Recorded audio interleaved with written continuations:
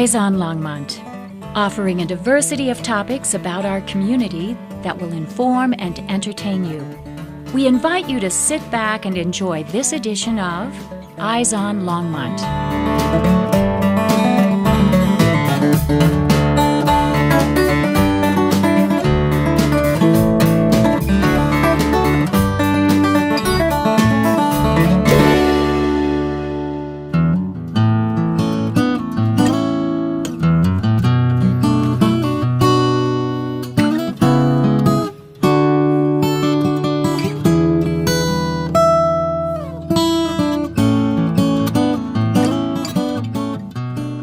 Hello, my name is Bill Butler.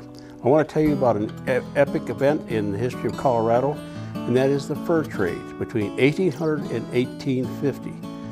I got interested in this subject when I was the park archaeologist at Rocky Mountain National Park. One of the rangers asked me what I knew about the trade in the park. I told him absolutely nothing. I did a little research, came up with a couple names, but what I had was very insufficient for what the park wanted.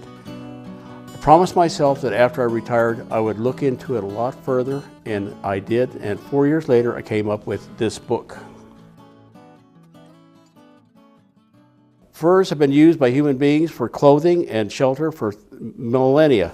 One of the more important furs in historic times is the beaver, because with beavers, you could make felt hats. Now, hat making was developed by the Russians. It was a state secret, or of course, a little industrial espionage, and before you knew it, all of Europe was making the hats. On the left, you see some pictures of the hatters making the hats. It is a very long and involved process. One of the chemicals they use to make the hats is mercury. Now, mercury is detrimental to human beings. It causes nerve damage, and it can make you go crazy. In fact, this is where we get the term Matt as a hatter. Now, by the 1800s, most all the beaver in Europe have been taken out. They've been hunted to extinction. And the hatters looked for new markets, a place to find beaver. And they recalled that there were beaver in the New World. This is Champollion, who went across the northern Great Lakes, and he said there are tons of beaver in the area. This was very encouraging. So LaSalle went down the Mississippi, and he claimed all the Mississippi River Valley for France. By 1760, there were numerous trading posts and military posts up and down the river. One of the most important posts was Jean Baptiste, found by a man named St. Denis, down in Natchitoches, Louisiana. On the left is an outline of what the post looked like when it was in operation. On the right are reconstruction by the state of Louisiana. They do living history museums there in the summer months. It is a very nice and very well done exhibit. And if you're in Natchitoches, remember this is where they filmed the movie Steel Magnolias and all these magnificent Victorian houses. And of course, while you're there, you got to have a Natchitoches meat pie. Another important town is St. Louis. St. Louis was founded by Leclerc in 1764. Well, he built a trading post above the banks of the Mississippi River, well out of the flood zone. Up to the left of this picture is where the Missouri River comes in. In other words, the post was ideally located to take care of any kind of trade coming down the river. His actual post is in the green area underneath the arch. On the right is a picture of his stone house. It's the only one I could find of the thing. It was destroyed when the arch was built. The city fathers wanted that arch. They could care less about historic structures, including the one that founded the city of St. Louis. We will talk more about St. Louis because St. Louis is the important trade center for furs in the area. All the major fur trading companies had their headquarters in St. Louis. The other important town is New Orleans. New Orleans at the mouth of the Mississippi is the center of commerce for the whole valley. Goods were transshipped from the interior down the Mississippi to New Orleans where they're put on deposit. That means they were put there before a ship could come in and take them to the East Coast. It was far quicker and far easier and far cheaper to send goods, let's say from Ohio, down the Mississippi, reload them on a boat, and go around Florida than it was to go overland. The roads were so poor at the time.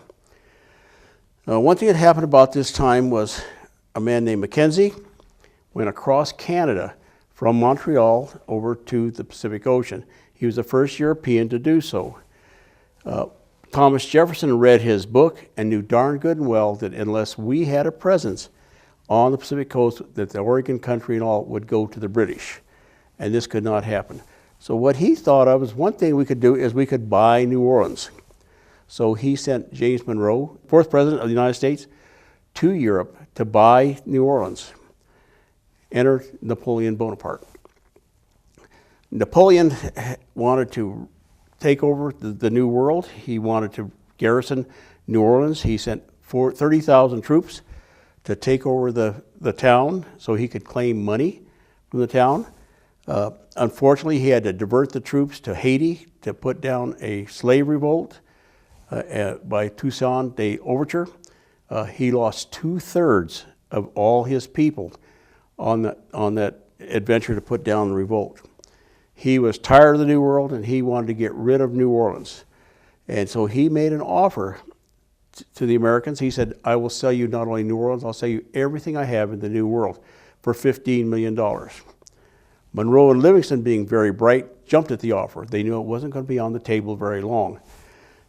So they signed the papers to buy Louisiana for the United States. They went to the Netherlands, secured the funding for it, and then signed the papers. This is one of those cases where it's better to ask forgiveness rather than permission.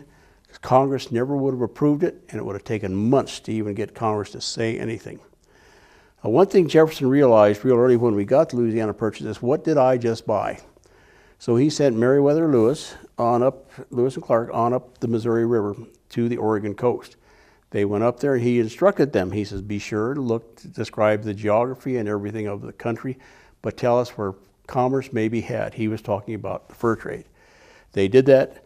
On their way back down the river in Nebraska, they met a boatload of trappers going upstream to trap the Rocky Mountains. The next day they ran into another boatload.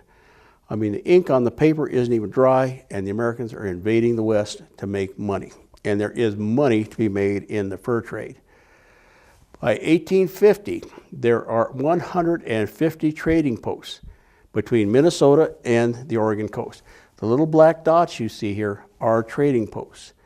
They're all over the place. There is money to be made in the fur trade. Most of these posts followed what was called the Upper Missouri model for running the posts. The posts were built by the company. Everybody that worked there was what we call engagés, were employed by the company. All the furs that came in were the property of the company, not the trapper. This is just the opposite of what happens in Colorado, where we have free trappers. The trappers caught the beaver and they sold them wherever they could make the most money, and that was usually St. Louis. One thing about these posts is they are very expensive to keep up. You have to build them, you have to stock them with people, you have to keep them going even when there's no income coming in. A man named William Ashley figured out there's a way to make money without using the posts. What he did was he advertised for a bunch of men to help him to go up to the fur trade area and carry all the trade goods there on horses and mules and trade directly with the trappers. This is where the famous Green River Rendezvous began with Ashley. If you look at the lower right-hand corner of this slide, this picture, is where the trappers or traders are working. This rendezvous worked very well. Ashley returned from one trip, a very, very rich man. He retired. He sold his outfit to somebody else. He ran for Congress twice in Missouri and even ran for governor. Very successful man.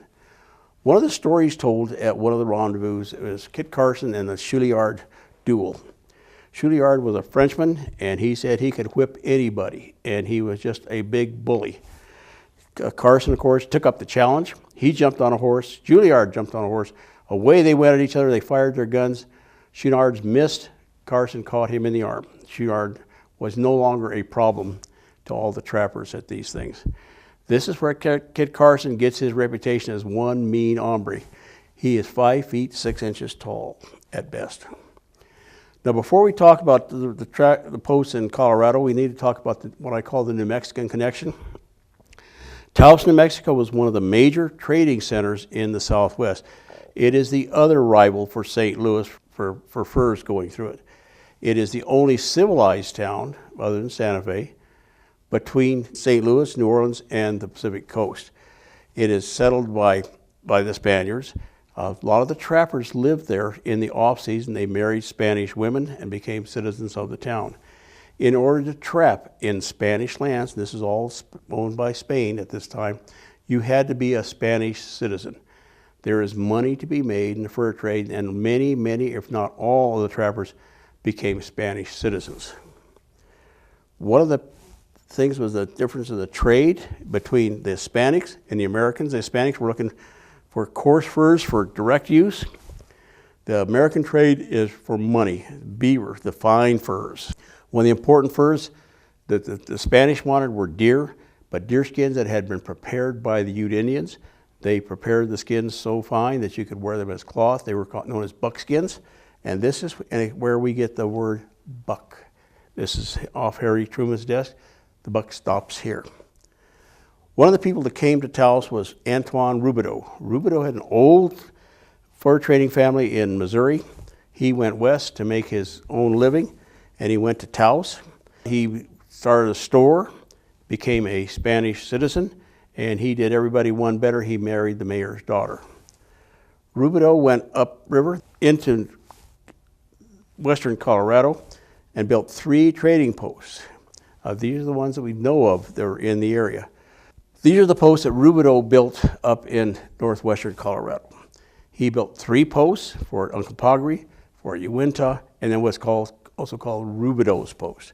The other posts here were also in the area, they're trading posts. One was Fort Davy Crockett in Browns Park. This is a very nice place to live during the wintertime, and many trappers overwintered there. For some reason, Browns Park does not get the deep snows anywhere else in Colorado. It's not a bad place to live, lots of grass. If you've never been up there, take a car ride. It's really a neat place. It was described also as Fort Misery because of the living conditions. One Methodist minister went through there and he said, there's nothing here but vermin. It's not sure whether he's talking about the trappers or the little critters stuff. Not a nice place. The post was wiped out by the river. There's nothing left there. Fort Carson, built by Kit Carson, consisted mainly of a couple of rooms, evidently. Now, this is one of the problems of researching the fur trade. There is very little documentary information on many of these posts. All we know about Carson's is somebody said there was 2 rooms there. His post, he abandoned it. It may have been reoccupied by people from the Hudson's Bay Company, and we all know the Hudson's Bay Company is a big Canadian outfit. They're in business to this day. They came down there for the same reason. There's money to be made in the fur trade. Roubideau built the other posts here. One of the posts he built was Fort Uncompahgre. This is near Delta, Colorado. This is an outline of the fort paced off by Francis Cragen. He was educated at Johns Hopkins University in the East in paleontology and geology, worked the oil fields in Texas and Oklahoma, and then taught geology at Colorado College. At the college, he decided that he wanted to write a history of the West, and he meant everything in the West. One thing he did that was very important is that he actually went out to all these fur trade posts and recorded what he saw there and interviewed a lot of people. This is the map he drew when he went out to Fort Uncompahgre. You notice it has bastions on the corners. This is the standard layout of almost all the forts in the West. Inside the walls are the rooms for the kitchen, the blacksmith, and the other occupants. One gate going in so you can control access to the post. Like I say, this is the standard layout. Now, it has been reconstructed by the people of Delta, Colorado. Unfortunately, it looks nothing like what was shown on the map, but they didn't have access to the map when they built their reconstruction. Now, having said all that about standard size, here's Fort Uinta. Notice the shape of this thing. It is really odd. When Craig went up there, he really wondered what he had really seen in the ground, and he contacted an Indian named Big Joe. He's a Ute rancher, and he said, yes, he says, as a child, he went there to get candy at the store. And indeed, it looked like this. Notice there are no bastions in this odd-shaped thing. I suspect because Roubidoux felt that he was on such good terms with the Ute, he didn't have to worry about them being mad at him or attacking his post. This was a mistake. In 1844, the Ute revolted over an incident in New Mexico, killed everybody in Fort Uncompahgre and at El Pueblo Fort, which we'll talk about in a minute. Anyway, one of the weirdest posts you've ever seen. In southeast Colorado, along the Arkansas River, were many other posts. There are a lot of houses called trading houses along the river. We only know their name. We don't know anything about them or where they were. There are no archaeological remains at all. They are very ephemeral things. Some of the earliest trapping or trading in Colorado was by the French on what is now Fountain Creek in the 1700s. They named the river then the Rio Casay. This is the name that the Spanish gave it. Casay is not Spanish. It is a French word, and it means cabin. So this was Cabin Creek back in the 1700s. This name is used by the Spanish well into the 1800s, which means it was really a recognized place. That's all we know about the French that were there. The river has since taken on the name of Fontaine Quai Brûlé, Fountain Creek, that we know today. The other posts in the area, and there are many, many, many of them, is El Pueblo in the town of Pueblo. This is a sketch map drawn by Cragen with the help of somebody who was at the post when it was in operation. There were a lot of other posts in the area. Zebulon Pike built a cabin there. Jacob Fowler built what may be the first ranch in Colorado. He had a barn, a house, and stock pens. And then, anyway, this is what the fort looked like. The best, again, is the same thing, bastions on the corners, rooms around the inside. It has been reconstructed by the city of Pueblo. It's not bad. The Orno in the center there, I've never seen an Orno, and these are ovens from New Mexico, in any of these posts. It doesn't mean they weren't there. The archaeology on many of these posts was never done, so we don't know. They do a very good living history exhibit in the summertime and tell you all about the fur trade. It looks like somebody came through Pueblo and sold the company, had a deal on gray paint, because these buildings really should have been brown, because almost all the fur trading posts we know in Colorado were made out of adobe. In fact, the people who made adobe were brought up specifically from New Mexico, where they had a lot of experience with it. Now, the other big company in the area was Bent St. Vrain and Company. Charles and William Bent and Saran St. Vrain. They built Bent's old fort. They actually had a fort in the Pueblo area, but they moved it. There's no reason ever given as to why they moved it. I suspect it was because they wanted to move down to what's called the Big Timbers area on the Arkansas. Lots of trees, lots of grass. It is where the Arapaho and the Cheyenne wintered. In other words, they were moving their fort to be near where their major customers were. This is the post. Notice it's rectangular, bastions on the corners, but it has those weird little side wings on there. Those were discovered when the archaeology was done on the post by a man named Smokey Moore for the National Park Service. The post is actually built on top of the actual ruins, so we know exactly what was there. If you've never been there, this is a fine post to go visit. They do an excellent job here. In the northeast part of the state where we live, there were 4 posts on the South Platte River. There were also several posts in the Denver area built by a man named Louis Vasquez. He built from anywhere from 3 to 4 posts in the area, some on Cherry Creek, most apparently on Clear Creek or even the town of Golden. Again, this is a place where the historical records are just almost non-existent. All those other posts on the South Platte River within 15 miles of each other, and I think they're there because this is the easternmost point on the plains where you can be assured of water year-round. Here's Louis Vasquez. I think you can call him the father of the fur trade in Colorado because he was here so early building these posts. He met Zebulon Pike. In fact, he named one of his kids Pike Vasquez. Another important person was Lancaster P. Lupton, and he built Fort Lupton, which all of you have probably know about. This is one of the pages out of Cragen's notebook. Up in the right-hand corner, you can see a sketch of what the post looked like and a bunch of notes. The notes and the stuff are invaluable. Incidentally, they're all at the Pioneer Museum in Colorado Springs. He also ran into a doctor there who knew about the post and drew this sketch map for him as to what he thought it looked like. This is the only known picture of the post. You can see the walls, and they've been incorporated into a farm building. Probably what it looked like when it was in operation. And of course, the city has rebuilt the post. The post is not on the original location. It is very well done. It has too many outside doors, but other than that, if you want to see the fur trade, it is one of the places to go. Now back to Louis Vasquez again. He built Fort Vasquez just upstream. These are Cragen photographs, the only known photographs in the field.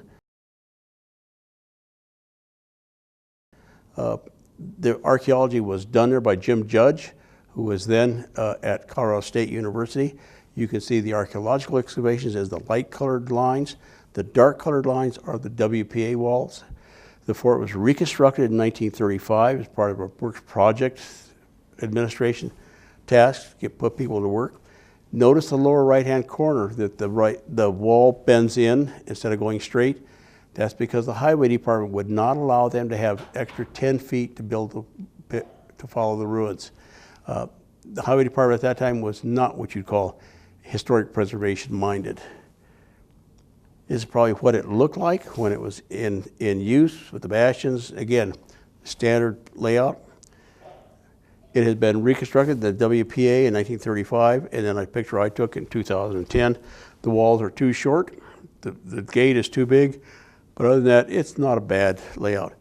That building you see in the upper left-hand corner there has been replaced with a visitor center explaining the trade in Colorado. It is very good. If you want to go to one place in the state to learn about the fur trade, this is the building you go to. Then we come to Saran St. Vrain. We know about him. There are many places around this area named for him. He was one of the partners in Bent St. Vrain and Company, and he built Fort St. Vrain. Rather, Bent St. Vrain and Company built it.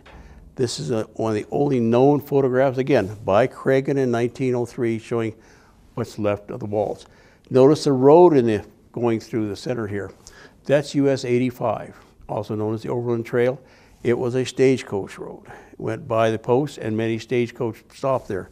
This is what it looked like probably when it was in existence. Today, there's nothing left. There is this monument there by the Daughters of the American Revolution, commemorating the post. If you look carefully in the background, you'll see some posts. Those probably is the limit of the post. There's nothing left on the surface there. There may be some archaeology, but it's a protected site, and we don't know for a while. The last post is Fort Jackson. Nobody knows who it's named after, but we know it's Fort Jackson. It was built by the American Fur Company. This is John Jacob Astor's Fur Company out of Oregon. In other words, there's money to be made in Colorado, so he decided he'd get in the action and build a post here. The post was bought out by St. Vrain and Company because they wanted to eliminate the competition. In fact, they directed that the post be torn down, and it was. Its location has been supposedly lost. Actually, if you read Margaret Long's The Smoky Hill Trail, Volume 1, the first edition, don't read the other ones, she tells you exactly where it is, and it's under that White House. The trade in Colorado went from 1800 to about 1838. There was a fashion change in Europe. Beaver hats were no longer in vogue, and that killed the beaver trade everywhere. It was a good thing for the beaver, they could reproduce. The bison robe trade also took over after the beaver trade, and that's what most of the posts along the South Platte were for, was for the bison robe trade. Now, bison robe, we mean the skins of the bison. They never caught on in Europe. They were used in the East for quite a while until cloth goods began to take over, and they were no longer in vogue. The deerskin trade in New Mexico went on well into the 1800s and all. The trapper's life, tough. These guys are tough guys. Many of them, hunters, were killed by the Indians. grizzly bears, fell off cliffs, drowned in the streams, or whatever. There is money to be made in the fur trade. It is a very hazardous occupation, but you could make a very good living. In one season trapping, you make more than you could in 4 or 5 years or more back east on a farm or something. One of my favorite quotes here is by Doc Newell to one of the other trappers. He says, "Come, we are done with this life in the mountains, done with wading in beaver dams and freezing or starving alternately, done with the Indian trading and Indian fighting. The fur trade is dead in the Rocky Mountains, and it is no place for us if it ever was. We are young yet, and we have a life before us. We cannot waste it here. We cannot or will not return to the States. Let's go down to the Willamette and take up farms." And that they did. They took their families, they went down there, they became very successful farmers along the Willamette Valley. Many other trappers did the same thing, went with them. Some trappers, one of them named Wolfskill, went to California and became a baron in the fruit industry. Frank Lupton went up to Arcata, California, in Northern California, and ran a store there. Kit Carson retires to the Arkansas River near a town called Boggsville. Boggs was also an old trapper and friend of Kit Carson's. Saran St. Vrain goes to Mora, New Mexico, builds a mill for flour for the Army post, starts a newspaper, very respected, and retires there and dies in Mora. What's the legacy of the fur trade? All the geography of the area was well known. These guys went everywhere. I mean, there probably is not a stream anywhere in the state of Colorado that was not trapped, and they saw it all. They founded or improved upon or described all the major trails in the area. They were on the Santa Fe early, the Taos Trail, all these trails. This was going to be important later when mining hits the state and people want to know how to get from A to B. These guys had been there and they knew how to do it. Place names. There are thousands of place names in Colorado that refer to the fur trade. If you see a French name in this state, it is probably from the fur trade. There were more Frenchmen in the trade than there were Americans. The only other thing we have going for us to remind us of the fur trade are these 5 reconstructed trading posts. They are well worth going to, give you an idea of what the trade was like. In fact, their story of the trade in Colorado and for 1800, 1850 is told in these posts. Thank you. And lastly, my book. Everything you ever want to know about the trade, even though you didn't want to know it.